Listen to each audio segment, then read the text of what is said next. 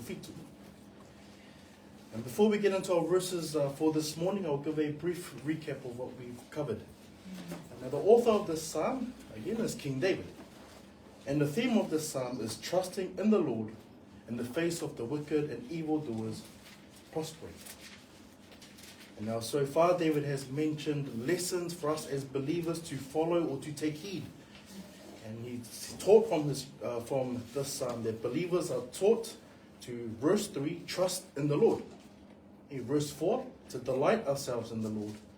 Verse 5, to commit our ways to the Lord. Verse 7, to be still in the Lord and wait patiently for him.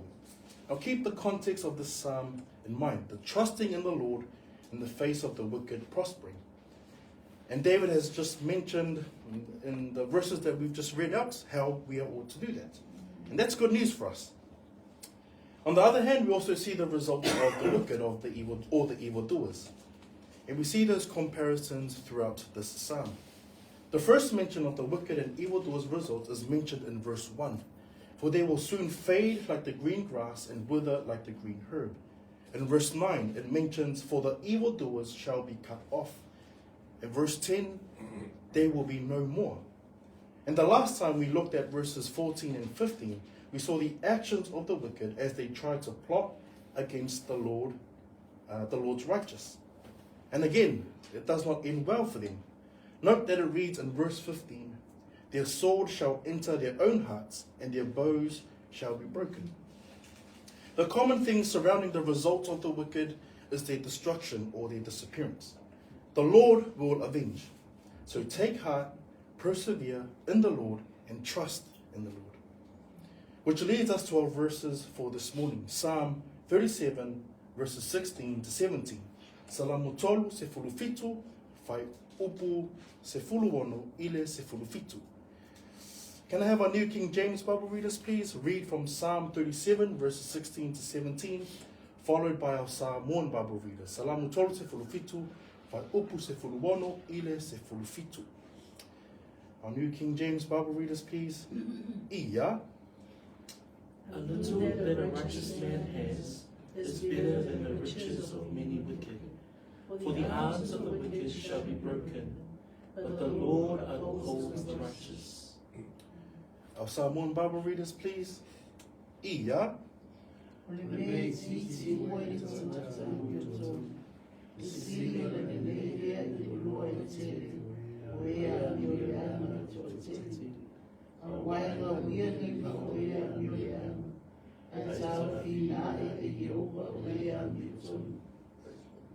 In the ESV, better is the little that the righteous has than the abundance of many wicked. For the arms of the wicked shall be broken, but the Lord upholds the righteous. Now we probably have heard of a saying that's like, it's better to have a little than to have more. Well, in these two verses, David offers and writes another set of wisdom for us to be encouraged by and to continue in. And that is to trust in the Lord. Remember, that's the theme of the psalm, trusting in the Lord. Now, the title of these verses is Content in the Lord. And there are 2 points that I would like for us to consider. Number 1 is called little yet everlasting. Little yet everlasting. And number 2 is upheld by the Lord. So 1, little yet everlasting. Point 2, upheld by the Lord.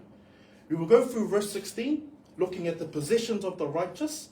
Then we will look at the wicked and why we are instructed not to envy or fret at their prosperity or wealth, before finishing off with verse 7. Verse 16, better is the little that the righteous has than the abundance of many wicked. Now the Bible is full of wisdoms such as this. Verse 16 echoes the theme throughout the psalm, and that is trusting in the Lord. The little that the righteous man has is better than all that the wicked possess. And there are scriptures that also echo this similar message. Proverbs 15, verses 16 to 17. Proverbs 28, verses 6. These two scriptures, and possibly many others, echo this wise instruction. Better is the little that the righteous has than the abundance of many wicked. Now why? Why? Because the little that the righteous has is given by a better hand, a hand of grace. The gifts that are made and promised to the righteous secures them in such a peace and happiness. And we will go through some of these gifts found in our psalm. So first, they shall inherit the land. That's found in verse 11. Those who are righteous inherit the land. Again, this land inherited is referred to the land of Israel, but looking forward into the future where we would reign together with Christ. Secondly, they shall delight themselves in the abundance of peace. The righteous men have abundant wealth to delight in, but they have something better, an abundance of peace, a peace that the world cannot offer, as mentioned in John 14, verse 27. Thirdly, that God knows their days. How comforting is that for us as believers, to know that the Lord knows our days. Everything is made known to the Lord. The struggle, the good times, the bad times, even the service we do unto the Lord's name is known to God. And this is comforting for us as believers. Number 4, that the inheritance shall be forever. Now the inheritance that's laid up for the righteous believer is an incorruptible one. It's an everlasting inheritance. So there's no reason to envy the wicked and their prosperity. As we've just probably covered the gifts or the richness of the righteous, we see that most of the possessions there are not materialistic. Things, but are everlasting things. So the righteous may be blessed with a little, but it's everlasting. It's a promise given by an everlasting and covenant-keeping God. Now the riches of the wicked, on the other hand, are not the same. Though some of their wicked schemes may come to pass, let us continue to trust in God and not envy and fret. And here's some of the reasons why. Number 1, their plots will be their own shame. It's written in verse 12 and 13 that they plot against the righteous, and they would plan and scheme with anger and rage to slay the righteous, the poor, and the needy. And again, it doesn't just stop there. They even act on it, by drawing their swords and bows towards them, seeking to slay them. Even before their scheming and planning and acting, the Lord laughs. This is the response of the Lord. He laughs, as mentioned in Psalm 2. It does not take the Lord by surprise that all this is happening. Second, that their day is coming. The Lord will see to it that they will be punished for their wicked deeds. This is not a delay on God's end, but it's a promise that will take place. And 3, their attempts will be to their own destruction. As noted in verse 15, all their plotting and scheming will eventually lead to their own destruction. So here we see that the little that the righteous has, though it's little, it's everlasting possessions. But we also see here why we are not to fret and envy the abundance and riches of the wicked, because it will eventually lead to destruction.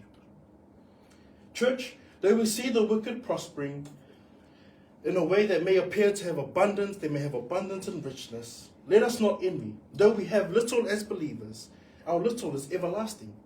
Peace is everlasting. Salvation is everlasting.